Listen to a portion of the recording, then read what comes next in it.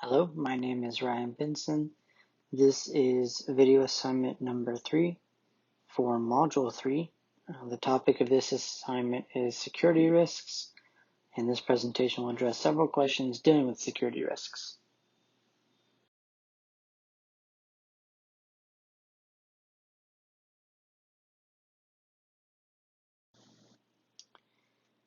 The first question that we have to ask ourselves dealing with security risks is, why does e-business automatically create security risks? And to answer this question, we have to first determine what information security or security risks really are.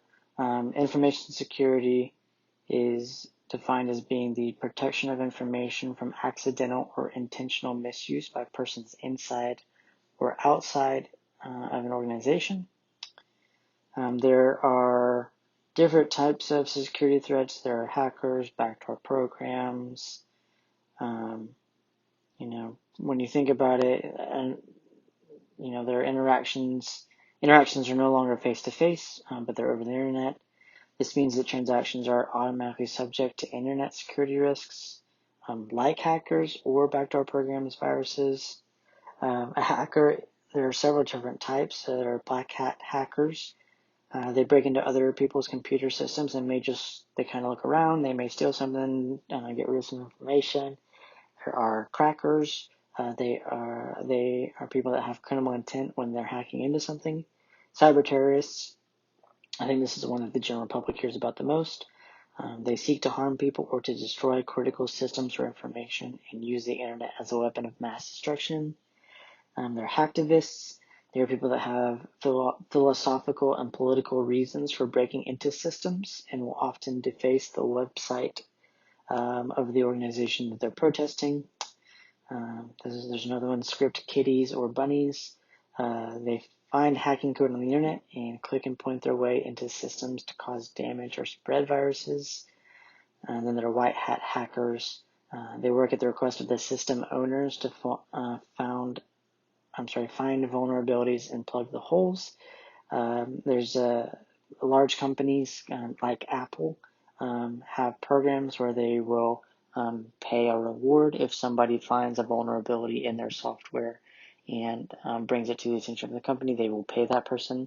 It's much easier to reward somebody for finding something and then being able to fix it versus that person taking advantage of it and then having to fork out a bunch of more cash after that. Backdoor programs, there's denial of service attack. It floods a website with so many requests for service that it slows down or crashes. Distributed denial of service attack, or DDoS, attacks from multiple computers that flood a website with so many requests for service that it slows down or crashes.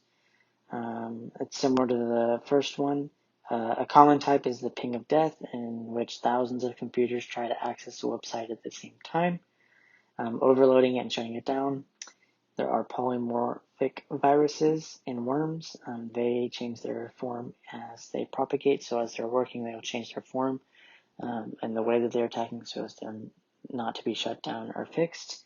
And then there's Trojan horse, and that is something that hides in another piece of software, usually an attachment or a downloadable file.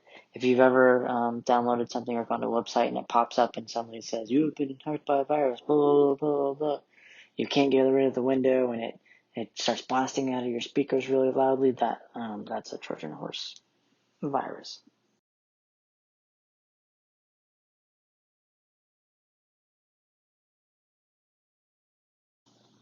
The next question is, how much critical information is freely flowing over the internet to customers, partners, and suppliers?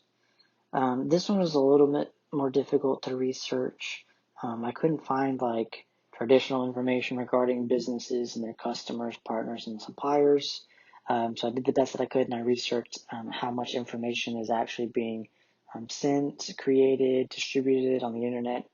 And so 2.5 quintillion bytes of data are created every day.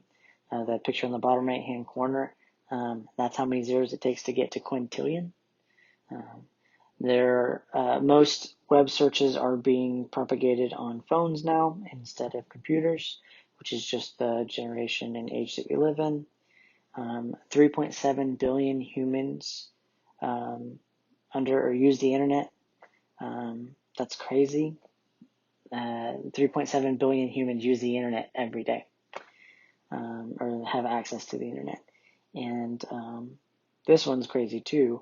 Google now processes more than 40,000 searches every second, 3.5 billion per day. All of this information could hint to as much information and data that is accessed and distributed each day. It's very likely that information is indeed free-flowing to customers, partners, and suppliers.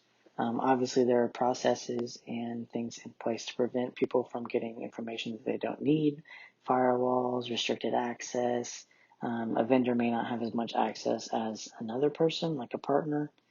So a supplier will not have as much information as a partner versus a customer who's just purchasing the product.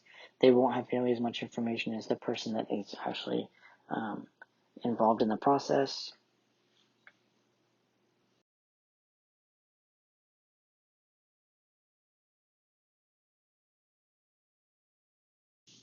And then our final and last question for this video assignment for Module 3 is, how has HIPAA helped protect the privacy and security of personal health records? Most people, if you've been around, or you watched Grey's Anatomy, you've been in the hospital, had a procedure or surgery done, you know what HIPAA laws are. And the HIPAA privacy rule creates national standards to protect individuals' medical records and other personal health information. It gives patients more control over their health information, sets boundaries on the use and release of health records. It establishes appropriate safeguards that healthcare providers and others must achieve to protect the privacy of health info. It holds violators accountable with civil and criminal penalties that can be imposed if they violate patients' privacy rights. It strikes a balance when public responsibility supports disclosure of some forms of data. It's used to protect public health. For patients, it means being able to make informed choices when seeking care and reimbursement for care based on how personal health information may be used. It enables patients to find out how their information may be used and about certain disclosures of their information that have been made. Generally limits release of information to the minimum reasonably needed for the purpose of the disclosure.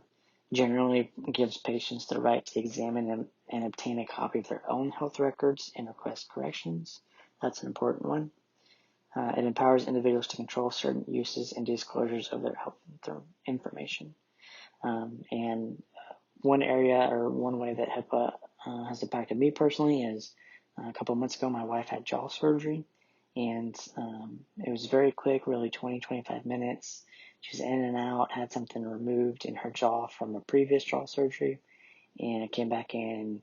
They had knocked her out. She was just waking up, and she was really puffy, and her face was swollen, and the nurse said, hey, you can't take any pictures or video in here. I'm sorry. I know you're going to want to, but HIPAA rules and regulations state that no photography or video can be taken in the exam room or where the procedure had taken place. Not saying that I did or did not take a photo or video while I was in there, but it's a great example of how HIPAA privacy rules and laws can protect both the medical provider and the patient.